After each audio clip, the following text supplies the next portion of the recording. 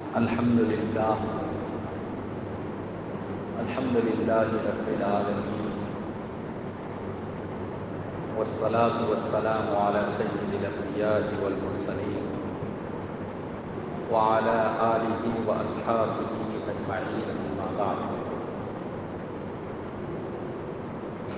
اعوذ باللہ من الشیطان الرجیم، بسم اللہ الرحمن الرحیم۔ وما محمد الا رسول قد خلت من قبله الرسل افإن مات او قتل انقلبتم على اعقابكم، صدق اللہ العظیم۔ اللهم صل على سيدنا ومولانا محمد وعلى آله واصحابه وبارك وسلم۔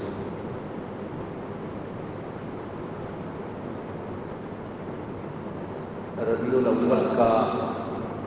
مہینہ جب شروع ہوا تھا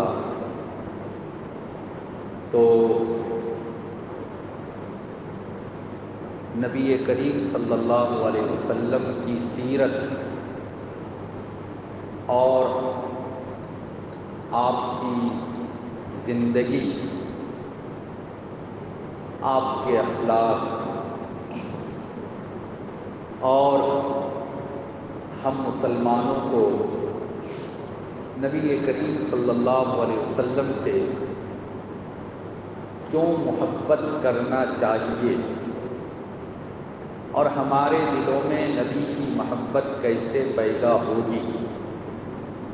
یہ کچھ باتیں کئی ہفتوں میں نے آپ حضرات کے سامنے بیان کی۔ ربیع الاول کے مہینے میں جہاں اللہ کے پیارے رسول صلی اللہ علیہ وسلم کی پیدائش ہے، آپ کا جنم ہے، وہیں اسی مہینے میں رسول اللہ صلی اللہ علیہ وسلم کی وفات کا واقعہ بھی پیش آیا۔ ربیع الاول ہی کے مہینے میں آپ دنیا میں آئے اور اسی مہینے کی 12 تاریخ پیر کے دن، سوموار کے دن آپ دنیا سے تشریف بھی لے گئے۔ نبی کریم صلی اللہ علیہ وسلم کی سیرت کا، آپ کی زندگی اور لائف کا وہ حصہ جس کا تعلق آپ کے دنیا میں رہنے تک کے ساتھ ہے، جنم سے لے کر وفات تک، اس حصے کو عام طور پہ بیان کیا جاتا ہے، کرنا بھی چاہیے، اور اس حصے کو بیان کرنا میں سمجھتا ہوں کہ اس حصے سے آسان ہے۔ اس حصے کا مطلب ہے یعنی رسول اللہ صلی اللہ علیہ وسلم کی زندگی کا آخری حصہ، آپ کی وفات کا واقعہ۔ آپ ہم کو، پوری امت کو یتیم بنا کر اللہ نے آپ کو بلایا اور آپ چلے گئے، اس کو بیان کرنا میرے بھائیوں، بزرگوں اور دوستوں بہت مشکل بھی ہے اور سننا بھی مشکل ہوتا ہے۔ میں کوشش کروں گا کہ نبی کریم صلی اللہ علیہ وسلم کی زندگی کا آخری جو حصہ ہے، یعنی آپ کی وفات اور وفات سے کچھ پہلے کی بات، آج مختصر انداز میں آپ لوگوں کے سامنے آ جائے۔ ہجرت کے 10ویں سال، سن 10 ہجری میں آپ صلی اللہ علیہ وسلم حج کے لیے گئے۔ یہی حج آپ کا پہلا حج تھا اور یہی حج آپ کا آخری حج تھا۔ حج سے ابھی فارغ نہیں ہوئے تھے، منا میں تھے۔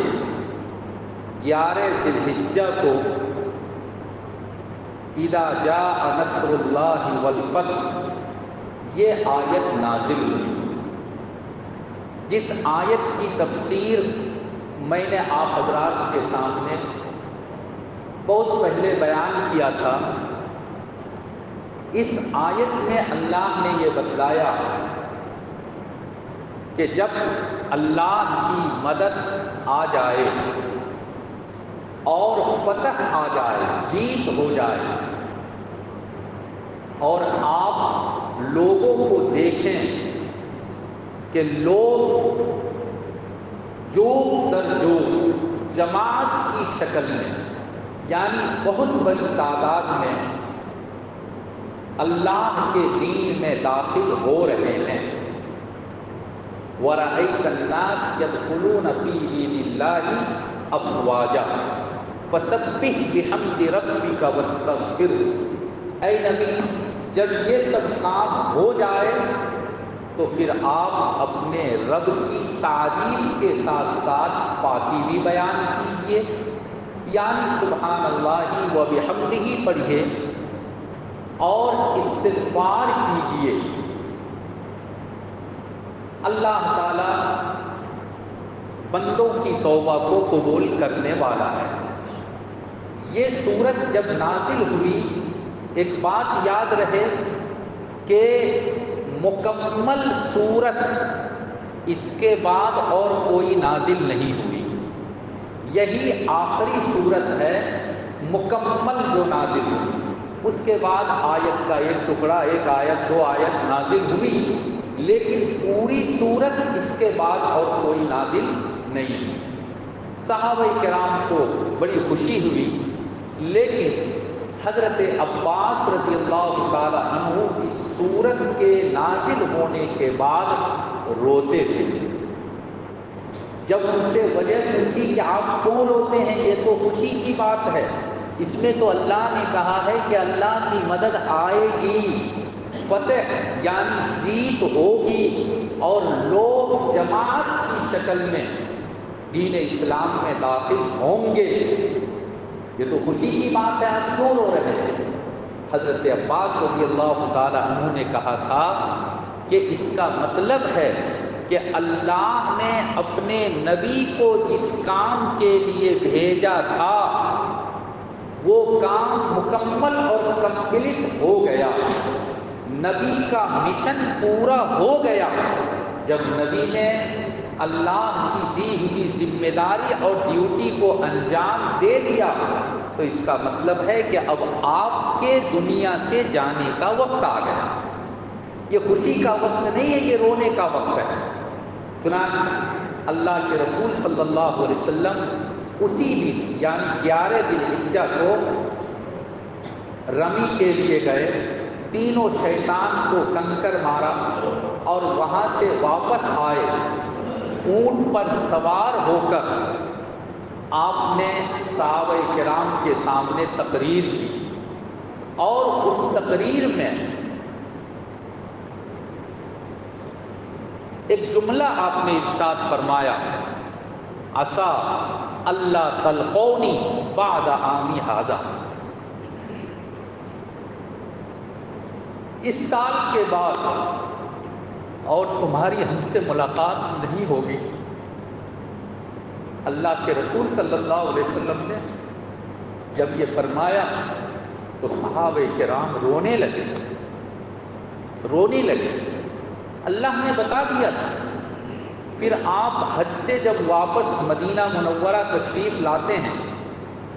تو آپ اپنے ایک بڑے صحابی حضرت معاذ بن جبل رضی اللہ تعالی عنہ کو یمن کا گورنر بنا کر اور آپ نے رخصت کیا، روانہ کیا۔ جس کو روانہ کرتے تھے مسجد میں آپ کھڑے ہو کر تھوڑا 2-4 قدم چل کے اور روانہ اور رخصت کر دیتے تھے۔ لیکن حضرت معاذ ابن جبل رضی اللہ تعالی عنہ کو تقریباً 7 میل تک آپ صلی اللہ علیہ وسلم چھوڑنے کے لیے گئے، اور آپ کے ہاتھ میں جانور کی رسی ہے اور حضرت معاذ جانور پر سوار ہے۔ جب آپ بالکل چھوڑ کر واپس آنا چاہ رہے ہیں تو وہاں پر بھی آپ نے حضرت معاذ ابن جبل سے وہی کہا، یا معاذ عسیٰ اللہ تلقانی بعد عامی ھذا، اے معاذ اس کے بعد تم جب آؤ گے شاید تمہاری مجھ سے ملاقات نہیں ہوگی، تم آؤ گے میری قبر کے سامنے سے گزرو گے لیکن تم مجھ کو نہیں پاؤ گے۔ سوچئے یہ جملہ سننے کے بعد حضرت معاذ ابن جبل رضی اللہ تعالی عنہ کا کیا حال ہوا ہوگا۔ حدیث کے اندر آیا کہ وہ اتنا رونے لگے کہ بالکل چیخ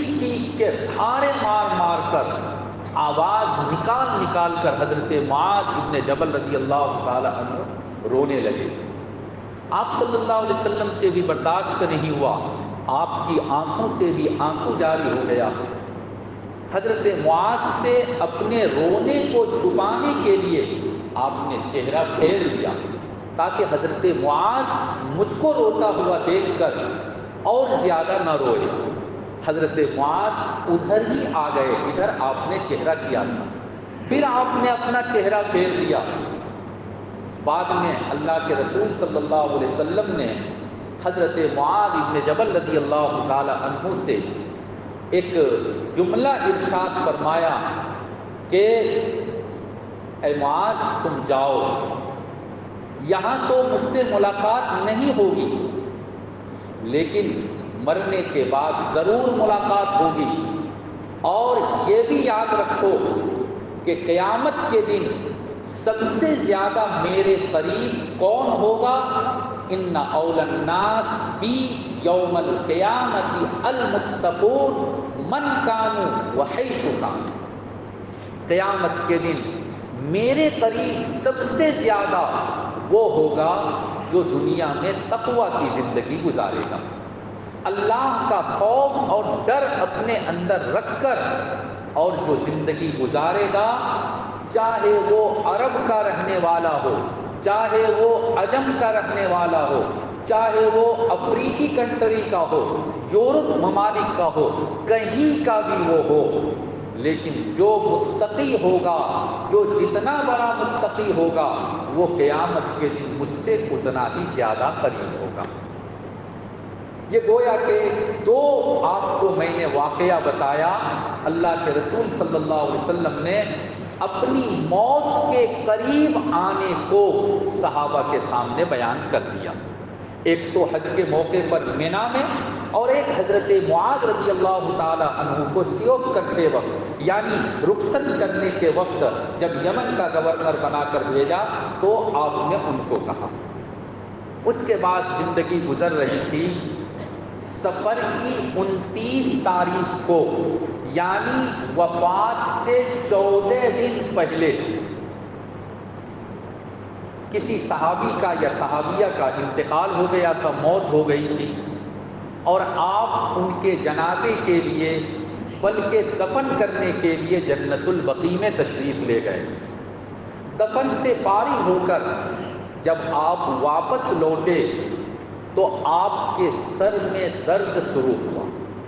اور اتنا زیادہ سر میں درد ہوا کہ برداشت سے باہر،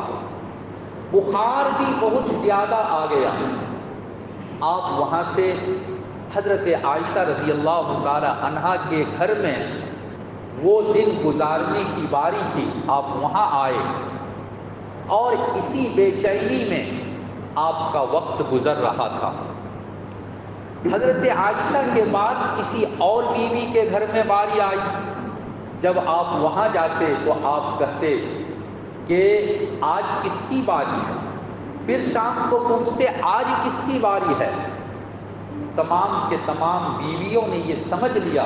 کہ بیماری کی اس حالت میں اللہ کے رسول صلی اللہ علیہ وسلم حضرت عائشہ رضی اللہ تعالی عنہا کے پاس رہنا چاہتے ہیں۔ سب نے مل کر یہ کہہ دیا کہ جب تک آپ کی بیماری ٹھیک نہ ہو جائے، آپ کو صحت نہ مل جائے،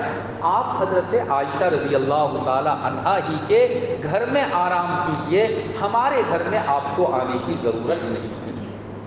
سوموار سے لے کر اگلے سوموار تک مکمل 8 دن اللہ کے رسول صلی اللہ علیہ وسلم حضرت عائشہ کے گھر میں ہی آپ نے آرام کیا، اور کسی دوسری بیوی کے گھر میں آپ کو جانے نہیں دیا گیا، آپ نہیں گئے۔ یہ جو دن گزرے بڑی تکلیف کے دن۔ حدیثوں کے اندر آتا ہے کہ 5 دن پہلے غالباً بدھ یا جمعرات کو اللہ کے رسول صلی اللہ علیہ وسلم نے آپ مسجد میں آئے، اور تنہا نہیں بلکہ حضرت علی رضی اللہ تعالی عنہ اور حضرت عباس کے لڑکے حضرت فضل ابن عباس رضی اللہ تعالی عنہ کے کندھے پر سہارا لگا کر اور آپ مسجد میں آئے،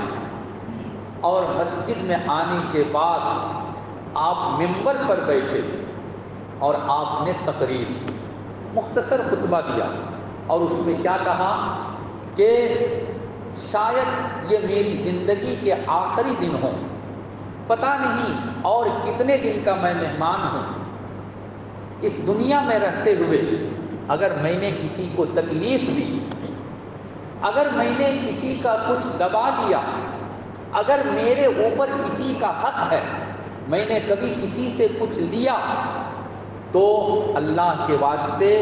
آج میں حاضر ہوں، میری جان حاضر ہے، مجھ سے بدلہ لے لو، تاکہ میں اللہ کے پاس اس حالت میں جاؤں کہ میرے اوپر کسی کا کوئی حق باقی نہ رہے، اور وہاں جا کر مجھ سے کوئی اپنے حق کا مطالبہ نہ کرے۔ کون صحابی تھے، کس کو ہمت ہوتی، اور آپ صلی اللہ علیہ وسلم نے کب کس کو تکلیف دی جو مانگتے اور کہتے؟ حتیٰ کہ ظہر کی نماز پڑھی، ظہر کی نماز کے بعد پھر آپ منبر پر بیٹھے اور آپ نے پھر وہی تقریر کی۔ حقوق العباد کا مسئلہ بڑا مشکل مسئلہ ہوتا ہے، آپ نے صحابہ کے سامنے دوسری مرتبہ تقریر کی، تو ایک صحابی کھڑے ہوئے، یاد رکھیے ایک صحابی کھڑے ہوئے، اور انہوں نے کہا اے اللہ کے رسول صلی اللہ علیہ وسلم، میرا 3 درہم آپ کے اوپر ہے، میں 3 درہم آپ سے پاؤں گا، مجھ کو ملے گا۔ آپ صلی اللہ علیہ وسلم نے کہا کہ بالکل تم صحیح کہہ رہے ہو، لیکن مجھے یاد نہیں ہے کہ میں نے تم سے کب لیا تھا، اگر تم یاد دلا دیتے تو بڑی مہربانی ہوگی۔ تو اس صحابی نے کہا اے اللہ کے رسول صلی اللہ علیہ وسلم، ایک مرتبہ ایک سائل آیا تھا، بھکاری مانگنے والا آیا تھا، اور آپ کے سامنے ہاتھ پھیلایا، آپ کے پاس دینے کے لیے کچھ نہیں تھا، مجھ سے کہا کہ اگر تمہارے پاس کچھ ہے تو دے دو۔ میرے پاس 3 درہم تھے، میں نے آپ کو دیا، اور آپ نے اس بھکاری کو، سائل کو دیا تھا۔ جب یہ کہا تو اللہ کے رسول صلی اللہ علیہ وسلم کو یاد آ گیا کہ ہاں تمہارا 3 درہم میرے اوپر باقی ہے، قرض ہے۔ اللہ کے رسول صلی اللہ علیہ وسلم پر قربان جائیے، آپ کے پاس تو 1 پیسہ بھی نہیں تھا، 3 درہم کہاں سے دیتے؟ آپ نے کہا کہ دیکھو میرے پاس دینے کے لیے تو کچھ نہیں ہے، میں تو اس وقت اس پوزیشن میں نہیں ہوں کہ تمہارا قرض ادا کر سکوں، لیکن یہ میرے چچا کے لڑکے ہیں فضل ابن عباس رضی اللہ تعالی عنہ، اے فضل تم اس کی ذمہ داری لے لو اور تم اس کا قرض ادا کر دینا، کیا تم اس کی ذمہ داری لیتے ہو؟ انہوں نے ذمہ داری لی، وہ کفیل بنے، اور انہوں نے کہا کہ میں ان کا 3 درہم ادا کر دوں گا۔ اللہ کے رسول صلی اللہ علیہ وسلم اس کے بعد اپنے حجرے میں تشریف لے گئے، اور پھر اس کے بعد کیا حالات آئے، اللہ نے اگر چاہا تو انشاءاللہ اگلے ہفتہ بیان کیا جائے گا۔ اتنی بات ضرور ہے کہ نبی کریم